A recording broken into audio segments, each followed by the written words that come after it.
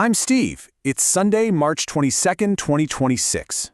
Forget everything you think you know about oil markets. We are well beyond the world of paper barrels now, and we're confronting a physical reality that is, frankly, a nightmare. Let's get right into it.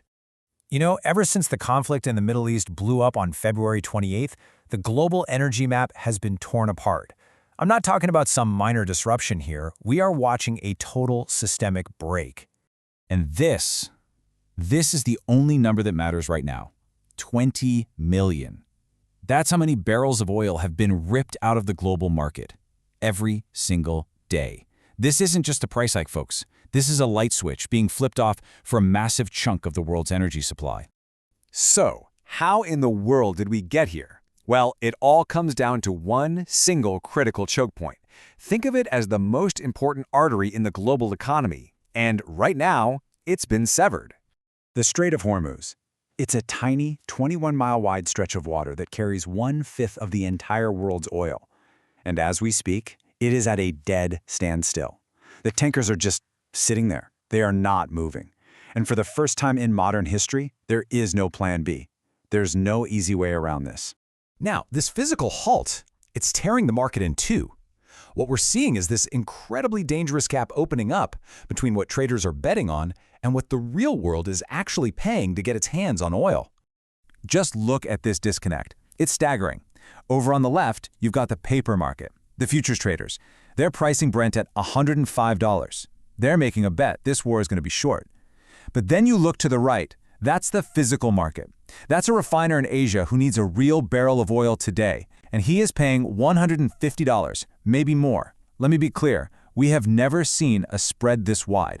So here's the bottom line. The physical market, the one based on actual ships, actual oil, actual reality, is pricing in a full-blown catastrophe.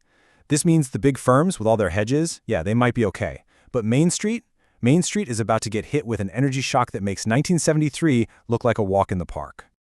For years, we always thought we had safety nets. We had these escape hatches built into the system for exactly this kind of scenario.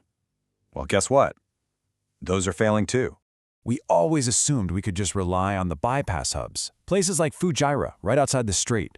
But they're compromised. Drone strikes, infrastructure damage. The whole region has become a hot zone. So with the strait slammed shut and the fallback plans of Fujairah and Karg Island hit, we're trapped. There's no way out. And all this talk about releasing strategic reserves, 400 million barrels, sure, it sounds like a lot. But when you are losing 20 million barrels every single day, it is nothing. It is a bucket of water on a raging forest fire. We are now learning the hard way that our entire global economy is built on a single fragile point of failure. Which brings us to the ultimate threat. A world where crude oil isn't just expensive, it's a weapon. We are now seriously staring down the barrel of $200 oil. I know what you might be thinking. You look at the S&P sitting up there around 6740 and you think, well, the market seems to be holding on. But that misses the entire point. Why does this energy crisis matter so damn much? Because oil isn't just about the price at the pump, it's so much more than that. Think about this. If that strait stays closed for months, the global supply chain doesn't just slow down, it collapses. Oil is the key ingredient for everything. Fertilizers for our food, plastics for nearly everything we manufacture, the fuel for shipping. The costs for all of these things, they're about to go vertical. This is how the real economy breaks. So as a trader, as an investor, you have got to understand this. The old rules, supply and demand, they are out the window. We are witnessing the birth of a new era, an era of energy nationalism. This isn't about economics anymore. It's about geography and it's about geopolitics. So, what's the takeaway here? It's simple. Forget the noise on your trading screen for a minute. Just watch the tankers, because if those ships aren't moving through that strait, the market isn't breathing. This is Steve. I'll see you at the open.